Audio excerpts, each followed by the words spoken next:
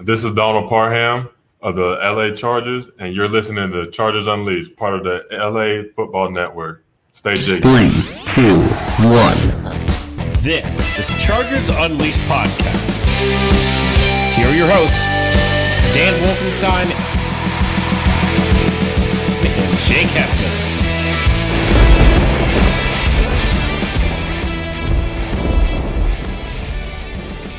Welcome to another edition of Chargers Unleashed. Jake Hefner and Dan Wolkenstein here with you from the LA Football Network. Today's show, of course, being brought to you by Charger Bolt Family, Golden Road Brewery, UFC Fit in Temecula, and Tick Pick. Dan Wolkenstein, it has been a minute.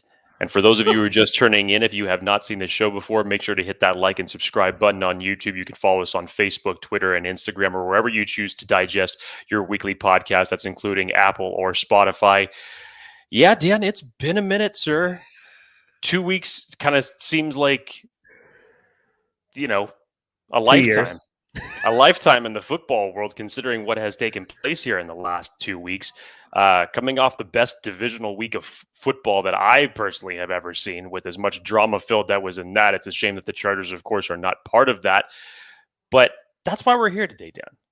That's why we're here today, because I finally get to start the conversation about the 2022 offseason.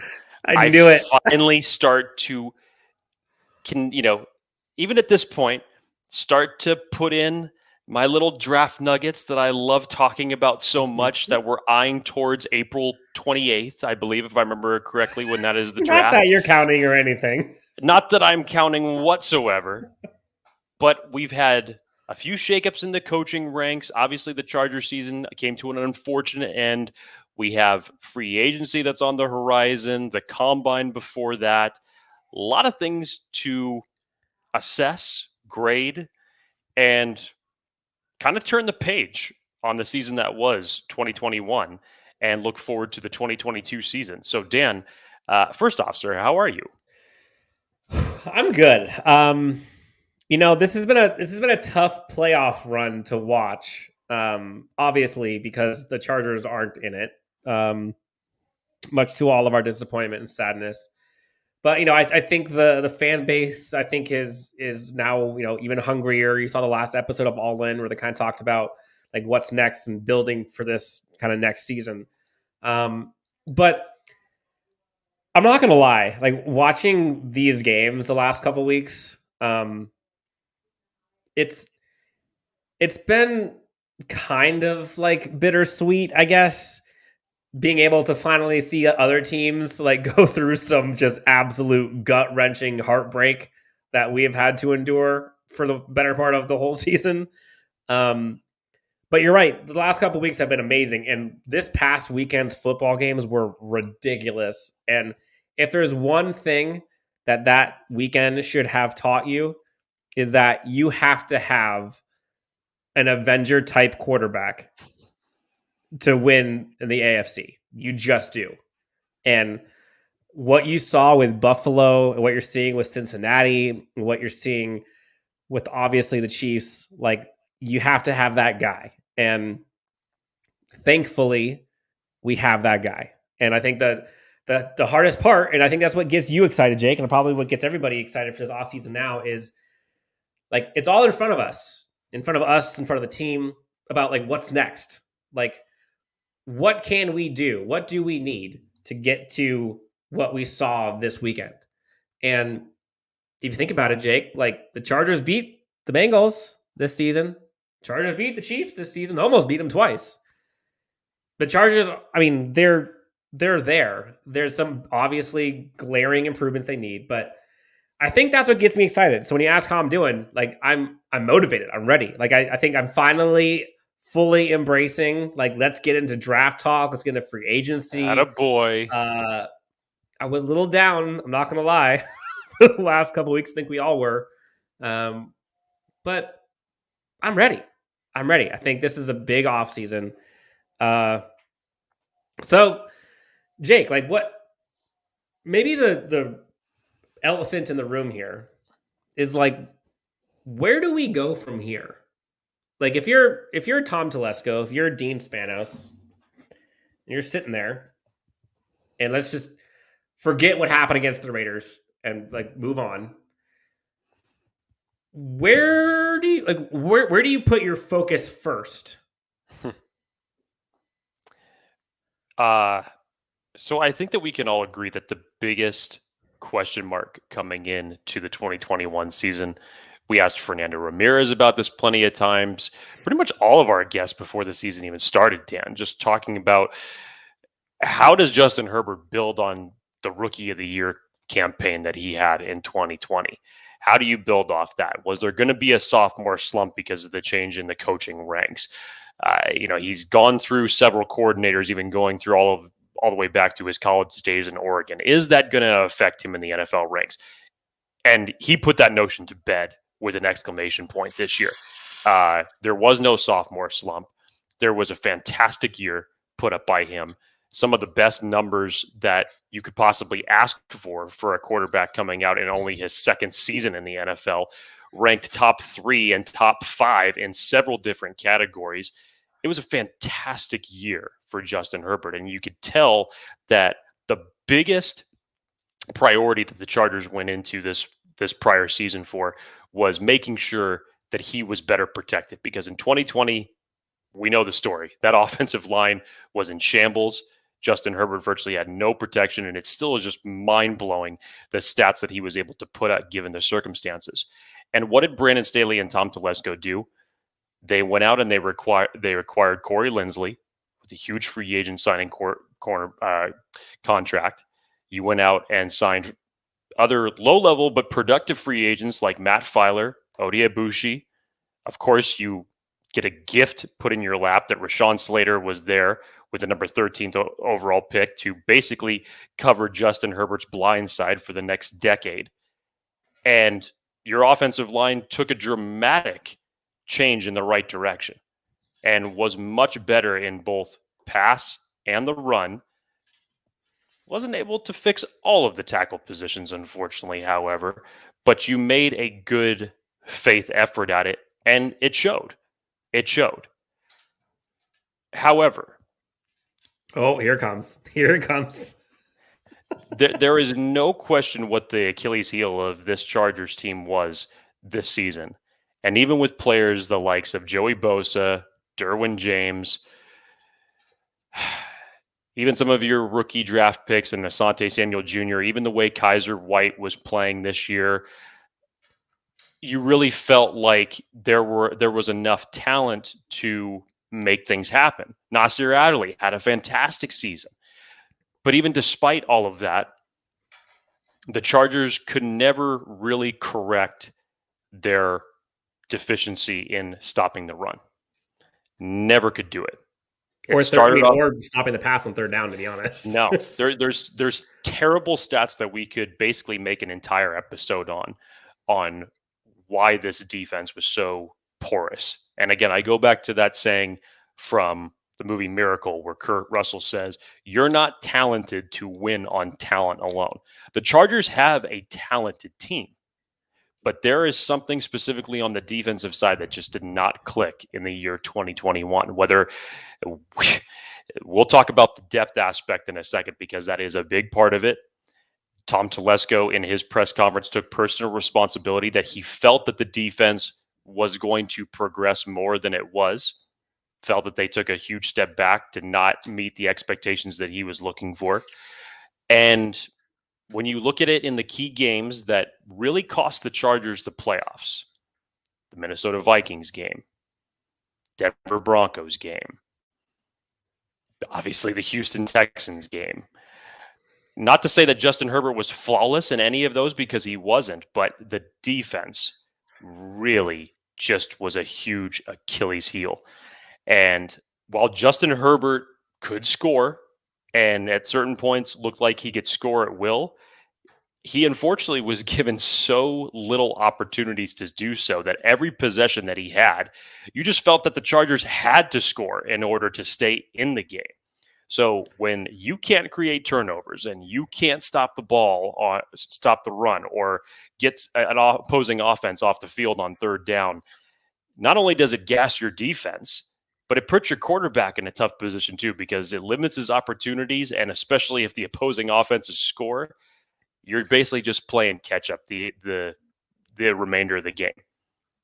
Several times in this season when the Chargers could score and you feel like they're back in the game, the defense on the next series would just automatically let you down. And it was just such a deflating experience. So if you're asking me, where do the Chargers start looking for 2022, there's no question that you need to put the same emphasis both on free agency and the draft that you did into your offensive line last season.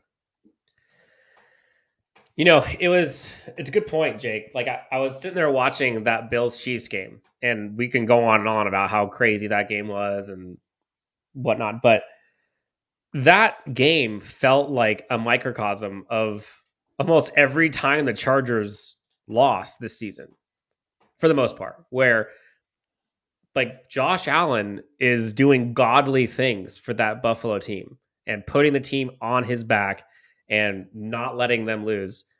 And then the defense just gets carved every time. And you feel bad for Josh Allen. Like, you feel bad for some of those guys. You're like, you got to be kidding me. Like, how are you losing this game?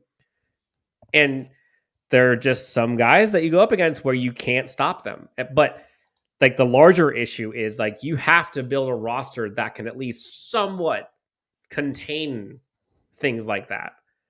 And the Chargers just couldn't. In those gotta have it times, it really didn't matter who they were playing for the most part. Like in those gotta have it downs on third down on defense, whether it was getting gashed by the run, whether it was an untimely pass that was going to a cornerback 4, whether it was a horrible penalty, guys missing tackles, like it just, the lack of execution just was not there. Don't forget the dropped passes. Yes, drop passes and drop interceptions if you want to get crazy. So what's next? Like,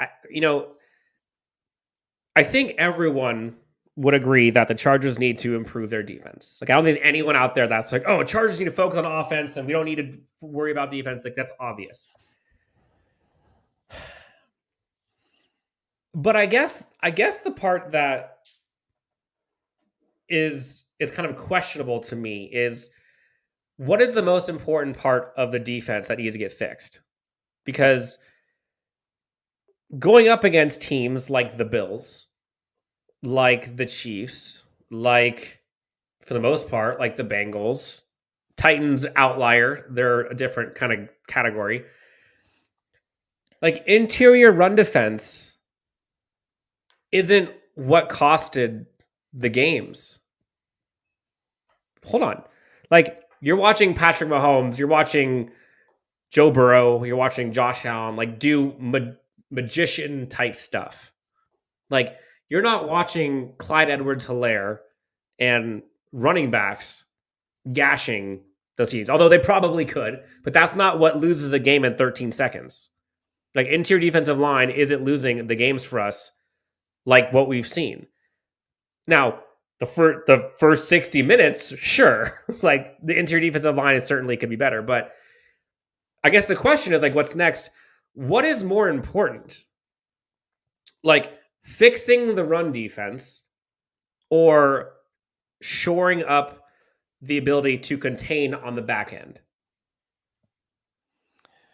I mean, it's kind of a little bit of both. In my opinion, the Chargers have always had problems containing mobile quarterbacks, and that goes for the likes of Patrick Mahomes, Russell Wilson. You take any mobile quarterback, the Chargers have had issues with outside Marcus containment. Mariota. That's been an issue for years, Dan. But to me, the really big defining one was the interior of the defensive line. I told you before this season started, back when we started breaking down the positional training camp battles, that the depth of this interior defensive line really, really worried me. And when you look at your starters that you had with Justin Jones, Linval Joseph, and Jerry Tillery, the Chargers were a different team when Justin Jones was out for that short period of time. Linval Joseph, I thought, after his COVID stint, took a little bit of in step back as far as his impact that he had on the team.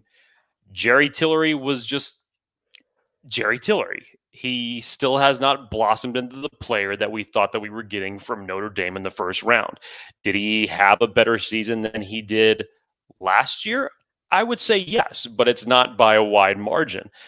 I thought that the way that they were utilizing him was better than how Gus Bradley utilized him the prior year. I felt like he had those moments where he was getting pressure from the interior and was able to get some of those rushes on the passers. That was a positive thing to see. But then there'd be other times where you look at him and you're just like, oh man, dude, it's just like that's the Jerry Tillery from a year ago that we didn't want to see. So you're still just not quite there yet.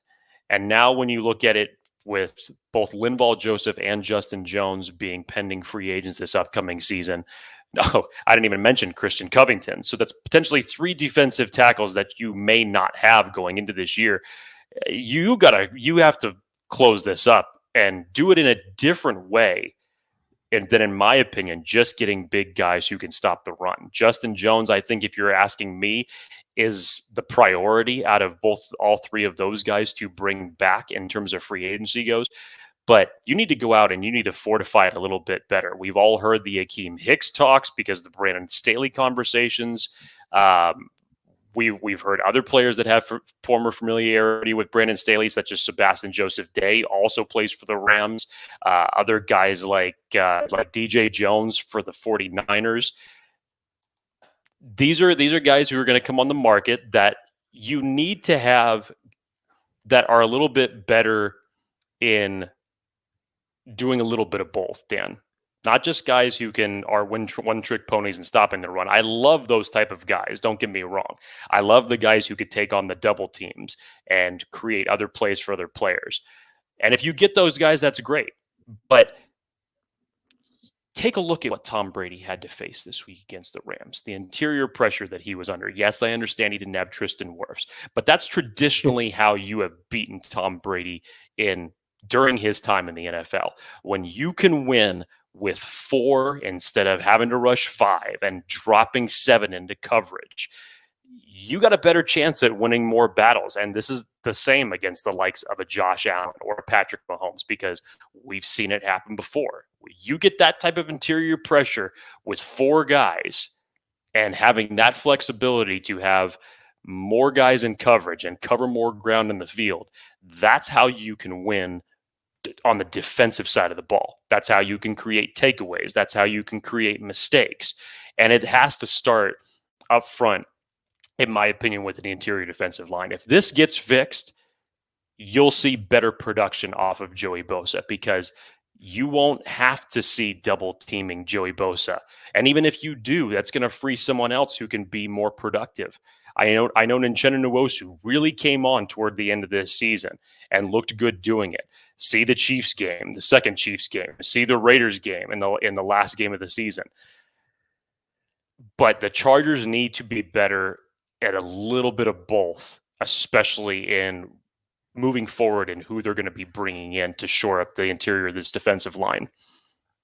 So I think this is probably where I think most of the Chargers fans and probably the Chargers staff as well is trying to figure out, like, there's a ton of things the Chargers can/should do this offseason. And there are priorities across the board. I mean, we could talk about Mike Williams extension. We could talk about Nwosu, Kyzir White. We could talk about the interior defensive line. We could talk about, like, getting more secondary assistance. We could talk about, like, a right tackle. We could talk about fixing special teams. There's so many things that the Chargers need to do.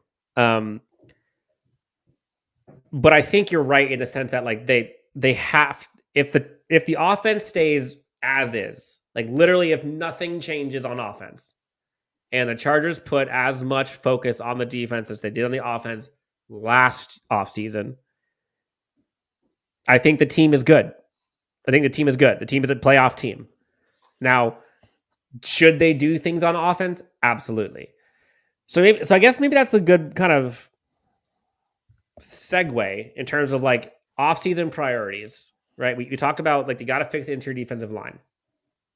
If there's, like, a checklist or a wish list for Jake Hefner in terms of, like, 3 to 5 things that if the Chargers do blank, insert 3 to 5 things, this offseason was a success.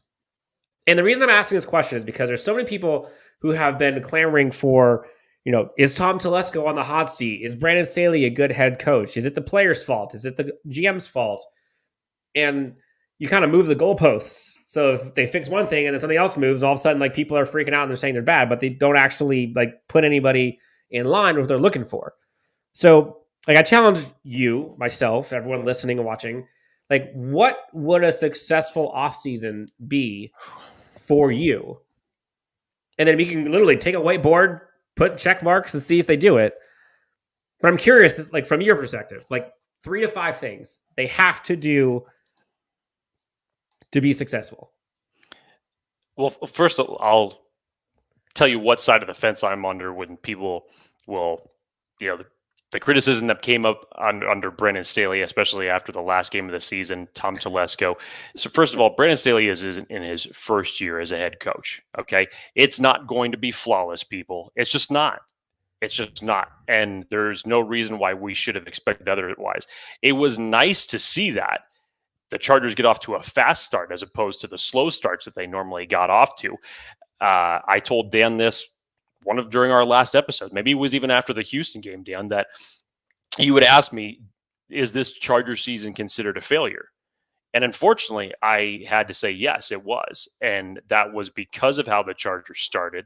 That was because of the position that they were still in, especially when you look at the games like Houston and the one against Denver that they dropped.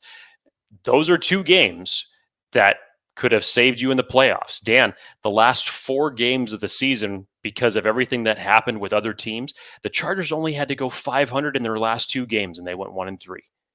1-3. 1-3. And so, yes, everything considered, that when you look at it that way, it's a failure. And unfortunately it is.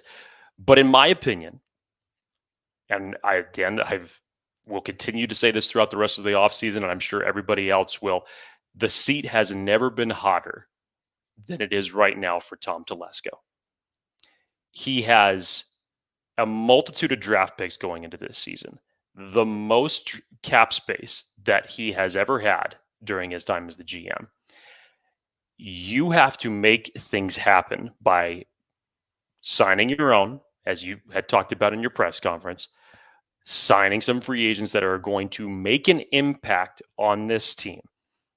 Unfortunately, Tom Telesco's, all of his free agents have not worked for one reason or another, and it's just unfortunate that the ball has not dropped that way for him.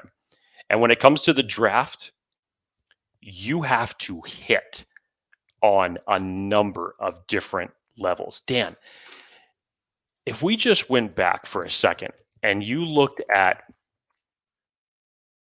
the Chargers draft of 2020, obviously your first thought is going to be the Chargers got Justin Herbert. It was a great selection. It could have been different if the Miami Dolphins ended up selecting 1 pick ahead, and we were talking about a much different situation here if Tua ended up being the Chargers quarterback. But thankfully it didn't. And there were a lot of other directions that the Chargers couldn't have gotten at 6, and they didn't. And they decided to go with Justin Herbert, and it has paid off huge dividends. But when you look at the rest of the draft picks, Dan, beyond Justin Herbert, listen to this. You traded back up in the first round for Kenneth Murray, which we'll have to talk about that in a little bit because it's, at this point right now, it's not good. You would basically eliminate your 3rd round draft selection that you had because you traded back up. You didn't pick again until round 4. That's when you took Joshua Kelly. Then you took Joe Reed in round 5. Round 6, you took Alohi Gilman. In round 7, you took KJ Hill. So you have Kenneth Murray, who had a very unfortunate 2021 season. Couldn't even really figure out how to utilize him. Joshua Kelly has not developed into really a strength of this running back unit whatsoever. The Chargers are still looking for a number 2 guy to have behind Austin Eckler as we speak. Joe Reed was basically non-existent throughout this entire season, battling injuries. They recently had just signed him to a future contract for this next coming season. Alohi Gilman, depth piece at safety, it's fine. He had a couple plays here and there, but nothing of huge impact. And KJ Hill, who started off this year as your kick returner and essentially wide receiver 5 or 6, is basically not on the roster anymore. So realistically, the only impactful players from that draft, one. I mean, I will say, I think Alohi Gilman, I would give him credit. Like he's been impactful on defense. Like he's a solid depth piece. But I get it. As a 6th round pick, it's just like you look from where Justin Herbert was drafted to where he was drafted, and in between there, you can't tell me that anybody else has had an impact on this team. Right. Like those are the only 2 guys. It's aside from Justin Herbert, it's actually one of Tom Telesco's worst draft classes that he's ever had. And thankfully, you got another gift handed to you in this past draft with Rashawn Slater.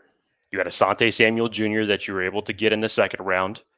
Obviously, what you had gotten with other guys like Trey McKitty, obviously Brendan Hymus is a nice little future depth piece that could possibly turn into something. Mark Webb showed flashes of that. Josh Palmer, apologies that I had missed him. Chris Rumpf. Yes. So that was a little bit better. But Dan, this has to be all put together now because the depth on this team really reared its ugly head in this season, both offensively and defensively. Tom Telesco, go ahead. Quick question on that. So you mentioned like the draft picks, right? We got 11 draft picks. Would you rather the Chargers keep 11 and just give ourselves more of a chance to hit, or trade? I know you hate trading up, but like generally speaking, do you want to have 11, more than 11, less than 11? Look, I'm not entirely opposed to trading up. Do I like having more draft picks? Yeah, who the hell doesn't? And especially on a team that you really need as much depth as you can, I would prefer that. But the other side of that coin, Dan, is that if you do trade up, who is it that you're trading up for? Because Tom Telesco's done this a few times. He traded up for Melvin Gordon when he shouldn't have done that. Traded up for Kenneth Murray when clearly the results show that he shouldn't have done that either. So, no, I don't particularly like it when Tom Telesco trades up. Now, if you go all the way back to one of the best trade ups in possible history and looking at what the Chiefs did and trading up from 27 to 10 to grab Patrick freaking Mahomes, you can't deny that has paid off dividends for them. So I'm not totally opposed to trading up. It's who are you taking when you're trading up? I think that the crazy part for me is you're right in that I think the depth is something that this team has to fix. And I don't know why this just dawned on me, but Jake, the Chargers can overhaul literally a fifth of their roster, more than a fifth of their roster on draft picks alone, if they so choose. Now, will they? I mean, 11 out of a 53-man roster, I mean, I doubt that 11 are going to make the team, but like, that's what's ahead of them. And you would think that with 11 draft picks plus a boatload of cash, like they're in a good place. Now, sure, can we say, oh, we're just being homers and just same old Chargers? I mean, sure, you could talk like that. But like they do have a good opportunity. And so going back to like the specifics. So like we don't got to go into like specific free agents or specific draft prospects, excuse me. But like, what are the areas that Tom Telesco / Brand Staley have to check off that like they have to fix blank? 3 to 5, you're on the hot seat. Go. Yeah, we talked about it. Obviously, you got to find some way to fortify that defensive line. So I foresee the Chargers doing that in the same fashion that they did with the offensive line. I see them going out and picking up not one, but 2 free agents to help come in and strengthen that D line. And then on top of that, mixing in a high draft pick with another defensive line. A high draft pick, yes. Okay. possibly round 1 or 2, and then maybe in 3 or 4 you draft another one. You're going to see you should see a heavy commitment to the defensive line this year. That's no question about it. You have to fix that, number one. And where does and on the defensive line, where do you put edge in priority there? Is it a priority for you? I think it depends on who the player is that we're talking about. Is it a fix? That's going to depend on Uchenna Nwosu. Obviously, if he returns, that's going to depend on the development of Chris Rump. Kyler Fackrell is going to be a free agent coming this year. He was only signed to a 1-year deal, so maybe you need to shore that up a little bit more to give a little bit more assistance to Joey Bosa. But I guess if we were to do this sequentially in order, Dan, the first things first is you think about free agency. And as Tom Telesco likes to say, you sign your own. Obviously, the big one that everybody goes to is Mike Williams going to return? Mike Williams came to a contract year and he cashed in on it dramatically. Do I think that he has earned a new contract with the Chargers? Yes, I do. Now it's kind of going to be like that Hunter Henry type question, though. Where are you going to put him? And it's really, we're talking really a difference in a rank here of maybe about 3.5 to 4 million difference, depending on what his market's going to be, who's going to be in contention for him. Are you going to get it a bidding war? Do you think you should do that?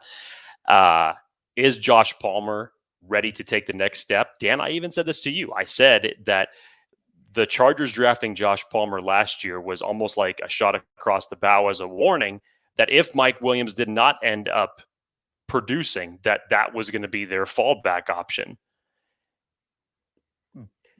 I don't see how you can't sign Mike Williams given what he did for this team this last year. And yes, was it the most productive year during the time that he has been here? Yes. But I think this is one of the things that, as much people want to give Joe Lombardi flack for, Joe Lombardi reinvented the way that the Chargers utilized Mike Williams this year, and it paid off huge dividends. If there's one thing you could point to, that is one thing that definitely happened with Joe Lombardi's arrival. You look at the rest of the times and how Anthony Lynn and Shane Steichen utilized him, extremely different. Simply a down threat, jump ball catcher. That was it. Mike Williams reinvented himself, bet on himself, and he's about to cash in big time. When you look at some other ones, Dan, and this is one that really unfortunately scares me because there's a couple reasons of why I think that this may not happen. I fully believe in my heart that this defense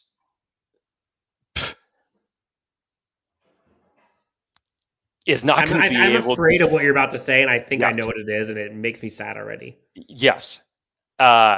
This defense became a different animal with how Kyzir White performed this year. And no question about it, go look at the stats. Kyzir White deserves a new contract and hopefully gets it from the Chargers. But one way or another, he deserves to be paid. Somebody is going to pay for him. There's no way you can ignore the stats of what he did. Here's what makes me extremely terrified for this. And I know a lot of people have this same type of feeling. So real quick, is Kyzir White your kind of like second priority? It's pretty damn close. It's pretty damn close to Mike Williams, to be perfectly honest. Because what he meant to this defense, and for the, I guess if you want to say one of the few bright spots of the defense, he was one of the brightest. Mm-hmm. So to me, it's almost 1A, 1B, because you see the type of tandem that he and Drew Tranquill made with one another. But here's what scares me. You tried to utilize Kenneth Murray as an edge rusher because Kyzir White essentially took his starting job from what he had in 2020. So you basically said, well, I'm not going to take Kyzir White off the field and replace him with Kenneth Murray. I'm not going to take the better player off the field. So I'm going to try to use Kenneth Murray at the edge rushing position. And we all saw that failed miserably. Now, fast forward to what Tom Telesco said in his most recent press conference. Basically admitted and said he is an inside linebacker. That's what he is. And we'll work on that moving forward. Tom Telesco that we have seen when it comes to draft picks, Dan, and we've seen it sometimes and even in free agency moves, is extremely reluctant to move on from or admit a mistake and pull the trigger. I have a huge fear that because of the fact, not only in that this is only going to be Kenneth Murray's third year in the league, but it's what the Chargers invested in him. Remember, you traded up for Kenneth Murray and spent an extra second or an extra first round pick on him. I have a sneaking suspicion, and I hope to God that you spent a second round pick. You swapped first and spent a second. Whatever. He was a first round pick at the end of the day. Yes, I get your point. I have a sneaking suspicion, and I hope to God that I am wrong, that Tom Telesco may be arrogant enough to let Kyzir White walk. Just from the standpoint alone, to say, I have this guy that I spent a lot on, that I've invested a lot on. We need to have him grow, rather than me spend the money on the guy who was the better player. Adrian Phillips is a prime example of that type of mistake. It is. And the more and more I think about it, and the closer that we get to free agency, I'm going to think on this even more and be even more terrified as this gets closer. Now, the one thing that I will fully admit, like, that was a miss. I think everyone was upset when Adrian Phillips was not re-signed. And then to see what he got signed for, and then to see where he went to, and then to see how well he did, it's like, you've got to be kidding me. I believe that Brandon Staley and this coaching staff has a much larger say and a much larger voice than the previous coaching regime in terms of talent acquisition and re-signings. I think they're going by way of Brandon Staley. Like, in Brandon Staley, we trust, and they're not going to let him do everything, but they're going to kind of lean that way, so it seems. I just have I'm just picturing that conversation. Okay, we've all seen what type of person Staley is. We've all seen how aggressive he is, what he looks for in players, etc., etc., etc. If I'm Tom Telesco, hey, Brandon, I know we really like that Kyzir kid. He had a year to remember, best year of linebacker in probably 10 years. I know we really want to resign him, but I think we're going to have to be cheap and probably stay with Kenneth because, like, we put a lot of money in that. And, like, I get you want to have the best player out there, but I really think Kenneth Murray can be that guy. Like, do you honestly think that Brandon Staley is going to sit there and be like, okay. Like, he seems like the coach that would lose a freaking gasket if someone came up to him and told him, we're not going to sign that guy because of whatever off the field reasons we have. He could be like, take it and shove it. There's no way. And maybe I am being overly optimistic, and maybe I'm putting too much faith in Brandon Staley. The Chargers, there's literally no excuse for the Chargers to not bring back Kyzir White. They have the cap space, they have the need, they have the scheme, he has the talent. Like, it's all there. And you heard Tom Telesco talk about, like, one of the priorities is kind of keeping those that he brought in already and developed. And Kyzir White's one of those. And Kyzir White is like one of the biggest success stories of Tom Telesco's career, if you think about it. And so you have him as maybe like a 2 or 3 priority list. I have him up there as arguably number 1 priority for the Chargers. Oh, he's 1A, 1B, almost interchangeable with Mike Williams. That's how close that I have it. And the one part that I think is interesting, and I love Mike Williams. I want Mike Williams to be on this Chargers team. I think he deserves a contract, and I think he's a very good, very, very, very good wide receiver.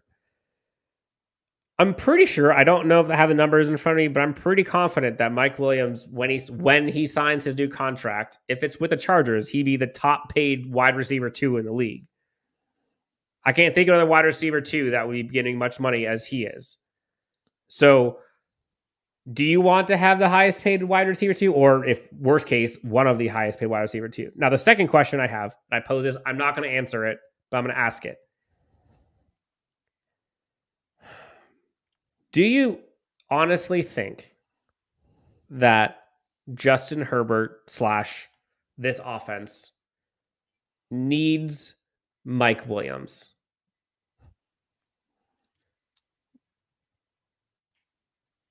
This Mike Williams, not this Mike Williams, not prior Mike Williams. Yeah, I think it's a huge benefit. Okay, it's a benefit, but I'm asking, do they need they need Kyzir White? Like they need that kind of player. Well, Dan, let me ask you a question. I mean, are you that confident that Josh Palmer is going to be able to spell Mike Williams? Okay, great. Do you think that Jalen Guyton is able to spell Mike Williams? Nope. Okay, fantastic. I think you just answered your own question right there, because but I don't. Look, if that's the case, then are you telling me that you're going to go out and spend almost equal amount of money to what you could have signed Mike Williams for and go out and get another free agent wide receiver? No, I'm not talking about Davante Adams, because Davante Adams has not come into the Chargers. And anybody that is thinking that is going to happen as a realistic possibility, stop it now, because it's not taking place. Why would you do that? Just saying. If you could have Mike Williams at X number, why would you go out and sign someone else at another high rate number? Now, to me already, even though Mike Williams re-signing with this team is a high priority and hopefully should happen, you're already wrapping up a lot of your projected $72 million in cap space up in 2 wide receivers that you have in both Keenan Allen, who got recently paid, and now Mike Williams. So regardless of the fact of whether Mike Williams stays or he walks, you're going to have to go and do that. But I guess what I'm trying to get at is there are many options for the Chargers to fulfill a wide receiver 2 need. Although you can argue like Mike Williams is kind of like wide receiver 1B. Like he might not even be wide receiver 2 by the end of next year, given how impressive he was this year. There's a lot of free agents. There's a lot of guys in the draft. I know you've looked at some of them that like have that similar quality. Look, let me just it would be a lot cheaper. Since you're on the subject right now, let me just go ahead and name off to you some of the wide receivers that are going to be free agents this upcoming season. Allen Robinson for Chicago. I know he's one you've actually had your eye on, Dan. Chris Godwin coming off an injury. Who knows how much that's actually going to impact his market. I still think he's going to get a good contract for himself and find some good value. Davante Adams, I've already said it. Don't think about it. It's not happening. Will Fuller, Jamison Crowder, T.Y. Hilton, Juju Smith-Schuster, Emmanuel Sanders, A.J. Green.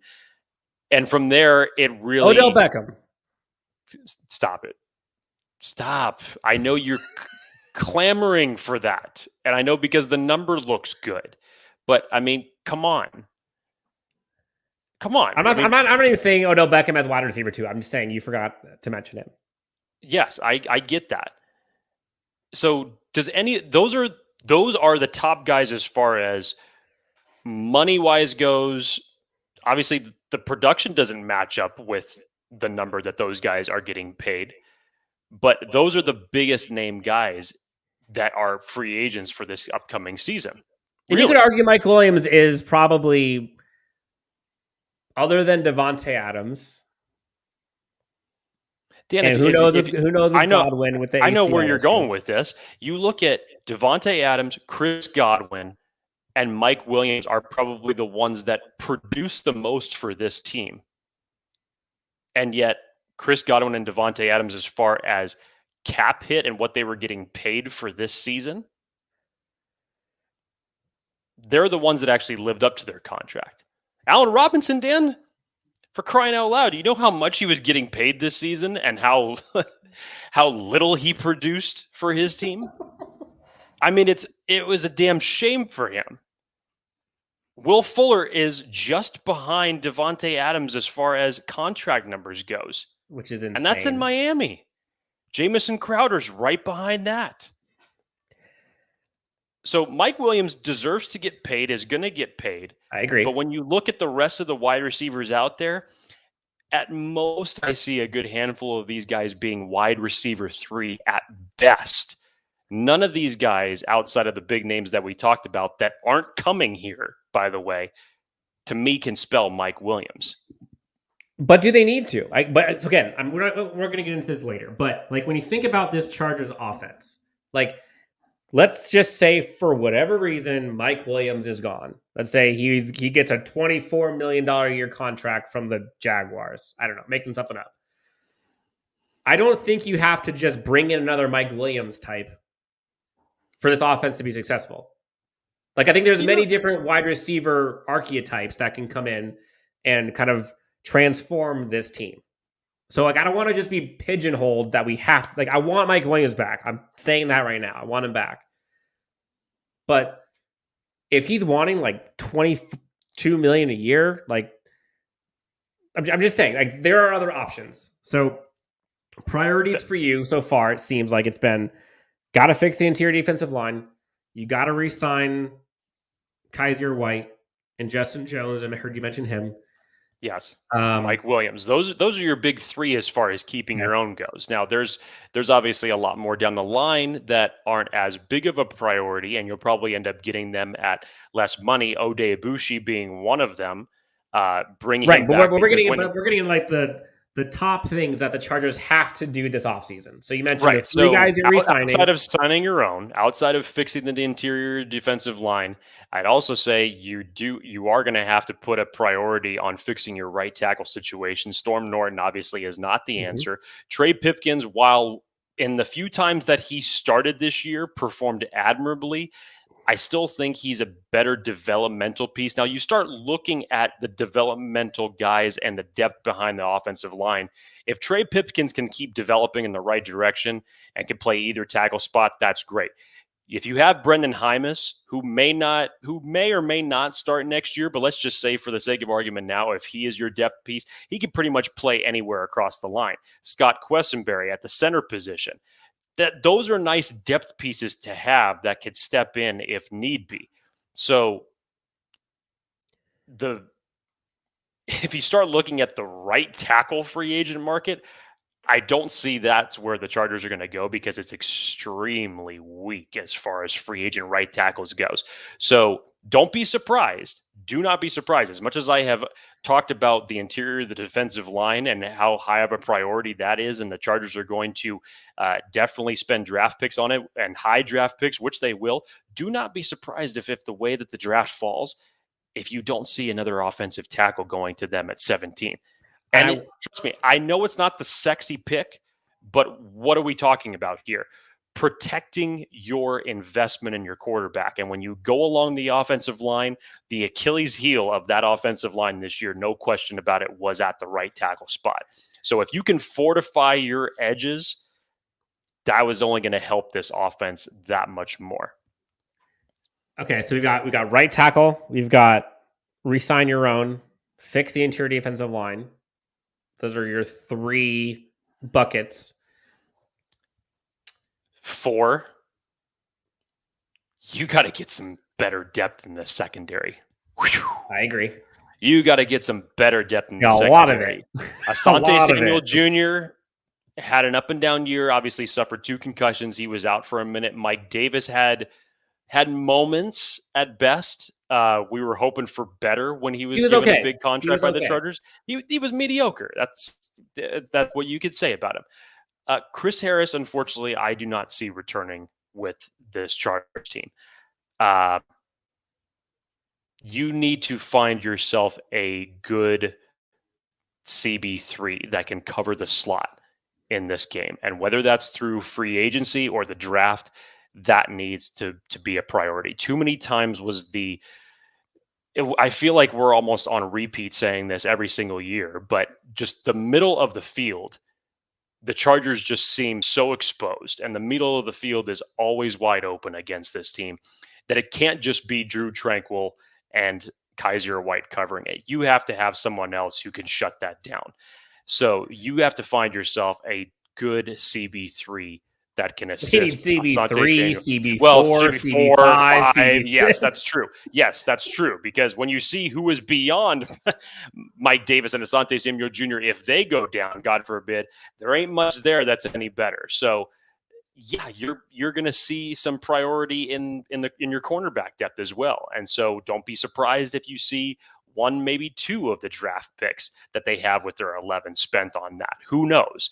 But for me, those are my top 4 priorities. And then if we're going to say number 5 may happen sooner rather than later, given what's happening with the coaching shift. But special teams was still an issue this year. Did it get better with the acquisitions of Andre Roberts and Dustin Hopkins? Yes, it did. But when it comes to overall returns, coverages, punts, kickoffs, as a unit, Dan, you have the stats. What did they rank? So the crazy part is like you mentioned it, Andre Roberts, Dustin Hopkins, like completely transformed this team from being like literally the worst in the NFL to like actually pretty darn good, but pretty good in a few categories, but terrible still in others. So we all know Andre Roberts does pretty darn good at kickoff returns and completely transformed that side. Chargers return game, which is pretty remarkable. Yards per return, Jake. Do you know the Chargers were ranked number 4 in the NFL with 25 yards per return? And this is kick return. And who to thank for that? Andre Roberts. My goodness, the dude. Was that of like the 7 times that they actually allowed him to get a return back?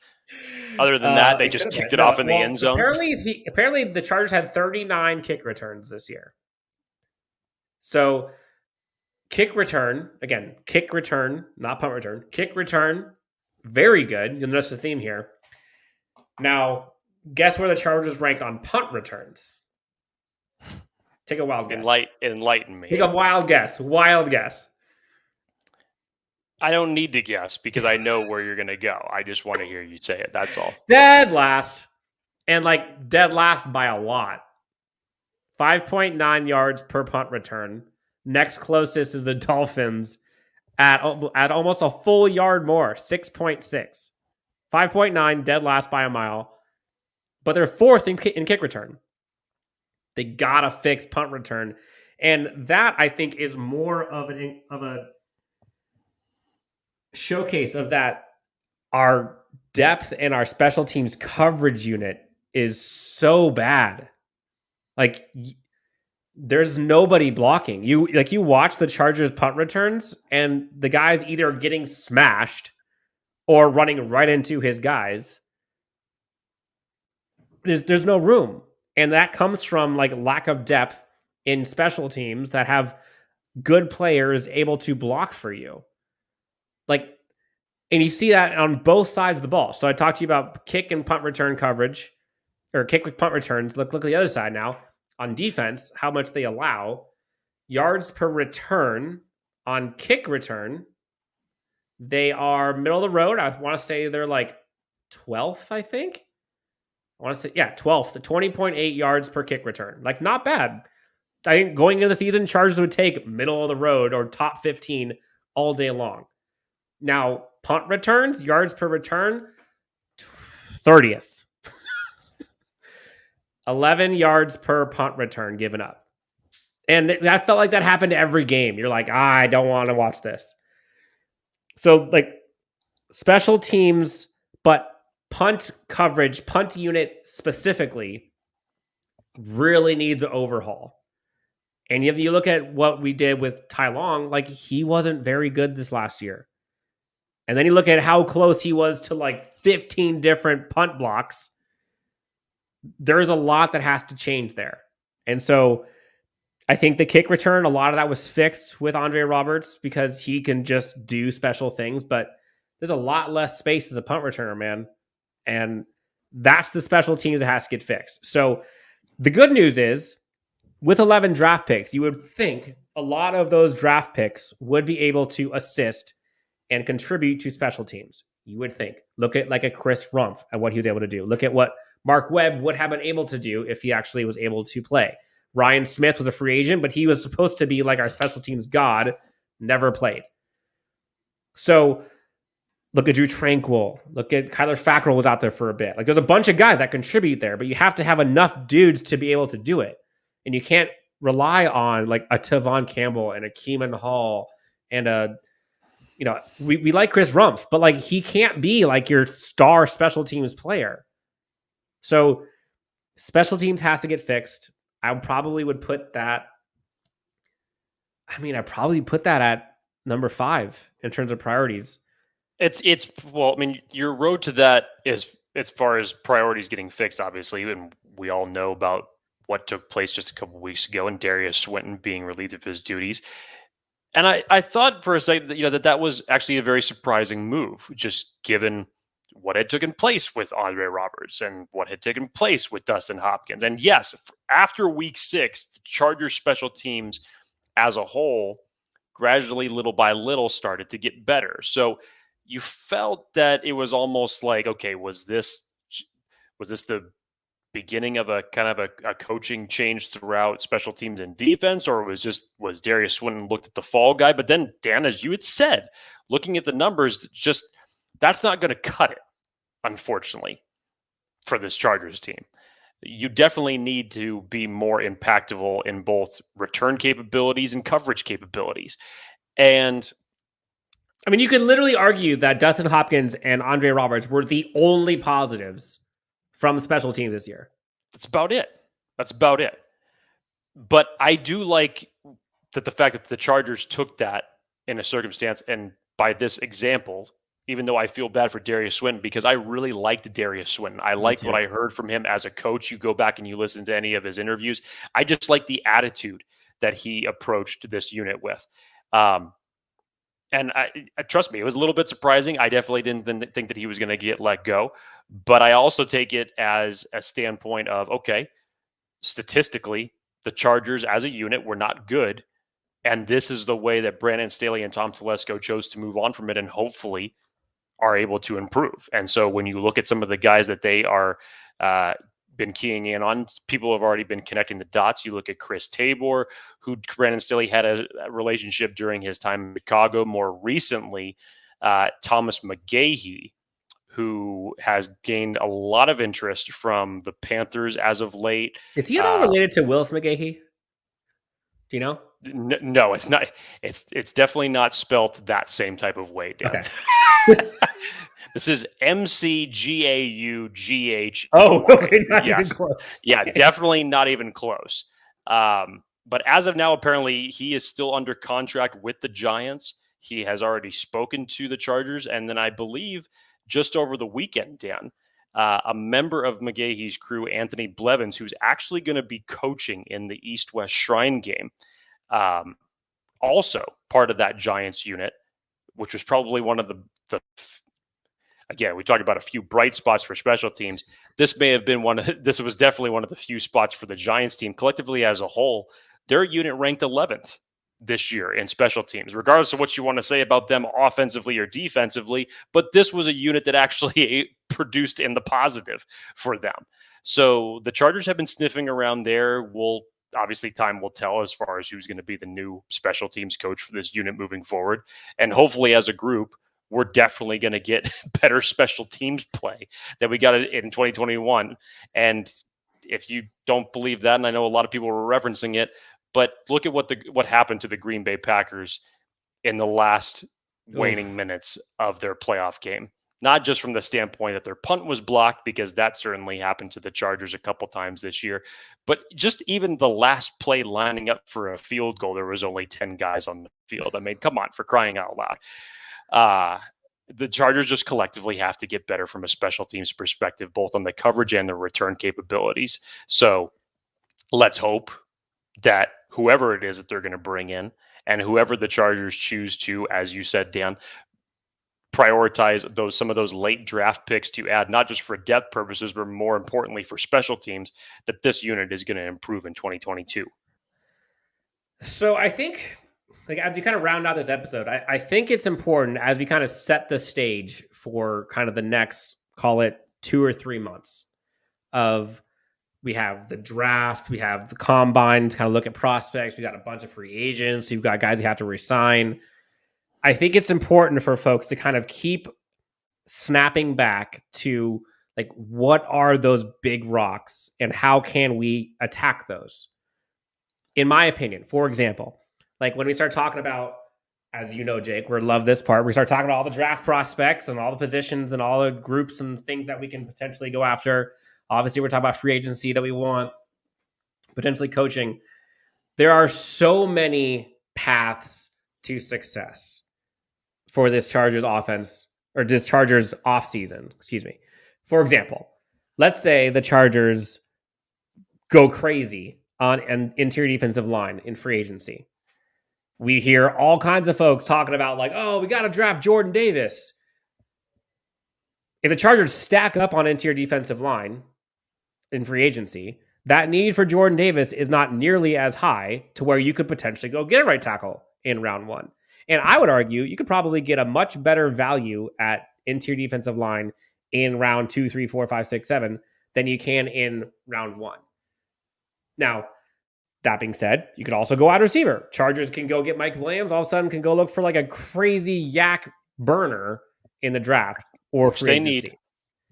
There's many paths. So like when you see, I guess what I'm trying to get at is we have to be patient until like the draft is over. Okay. So if the Chargers don't go out and get crazy on interior defensive line, there's still the draft. If the Chargers don't go crazy and fix the right tackle immediately, there's still the draft. There's a lot of ways to do it, but I think we all know like what those big rocks are. We have to fix the run defense. We have to fix the secondary. We got to sign the guys who are impact players on this team. We have to fix the depth. That's a must. And then you got to fix the right side of the line. If the Chargers can do just those 5 things alone, in my opinion, this is a successful offseason. Now, sure, I would like to see like a speedy burner wide receiver. I would love to get a Tyreek Hill type. That would be lovely. But like, I don't think that's necessarily like, oh, if they don't get that, this is a failure. Tom Telesco's out. Like that's one of those nice to have things that you see a lot of teams now, like they use that to win. Just watch Kansas City this past weekend. But those big ones, like that's what we're going to be focusing on in the coming months is how can this team fix those issues and who can fix them? There's a lot. Chargers have a ton of money, ton of draft picks, and an early draft pick, actually, considering what we thought they were going to be at going into the season. So, Jake, before we kind of wrap up and kind of finish this off, like when we go into the coming episodes, which again, we're going to be talking about all kinds of stuff in the offseason, all kinds of storylines. Is there any other like priority list where you're like, damn it, if the Chargers find a way to screw this up and I don't know, forget to do something? Like, is there anything else we missed that's like glaring for you or for listeners that you've heard? You know, as far as like glaring needs, I mean, I know I didn't get into all of the potential free agents that the Chargers are going to have coming up this year. Obviously, I talked about my top 3 that should be priorities and then resigning. I know that there's more than that, and those will obviously be coming up as we get closer to free agency. But again, I really think I think the Chargers fully understand especially from a defensive standpoint, there's no way that those stats can be swept under the rug, that's where you need to put a lot of your priority. Again, not just re-signing your own, but obviously bringing in some key free agents. But when you really look at this, the biggest thing that we always criticize Tom Telesco for is either not signing key guys to second contracts. Has he learned to spend more money over the last couple of years? Yes. I could believe that the whole cheap narrative has finally exited the window when you see of him rewarding guys like Keenan Allen and Joey Bosa and giving them big time contracts.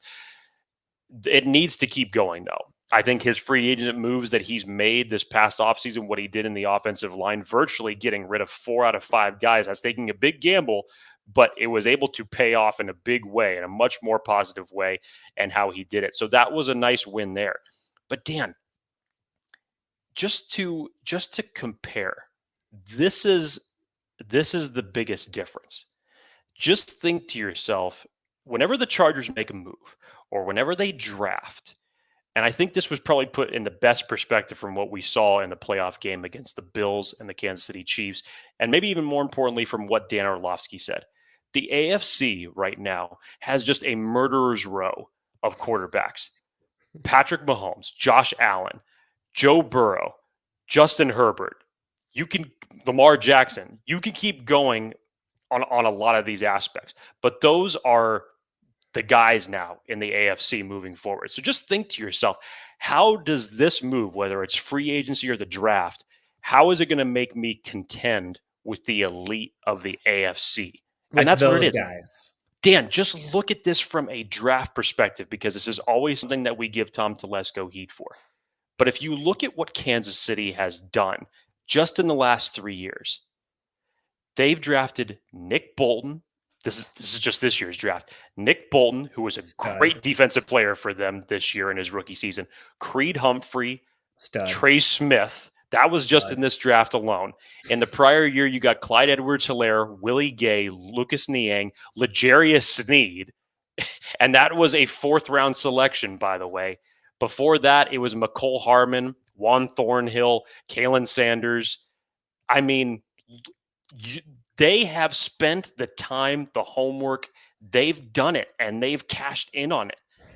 Unfortunately, you can't say the same about the Chargers.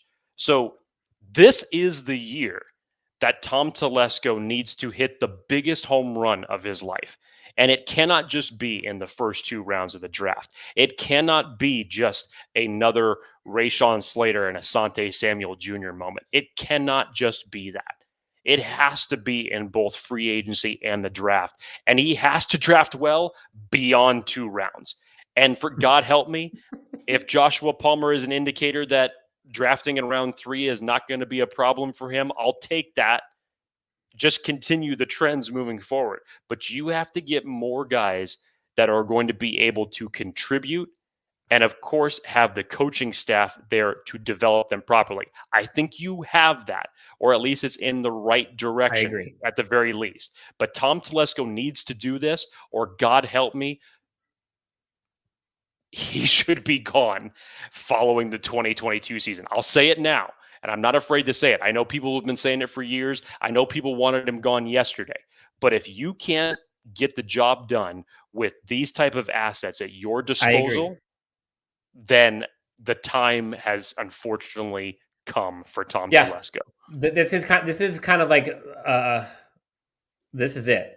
Like if you can't resolve a team that has Justin Herbert and company with this much free agency and this much cap space / draft capital, like there really is no excuse anymore.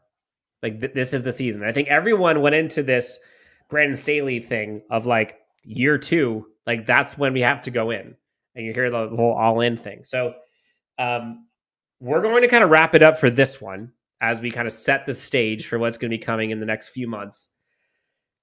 Stick with us. This is arguably, this is Jake's favorite time of year. Now we get to talk about... Not even arguably, man. It's definitively. The cat's out of the bag. We are officially in off-season mode. Draft prospects. We get to talk about free agents.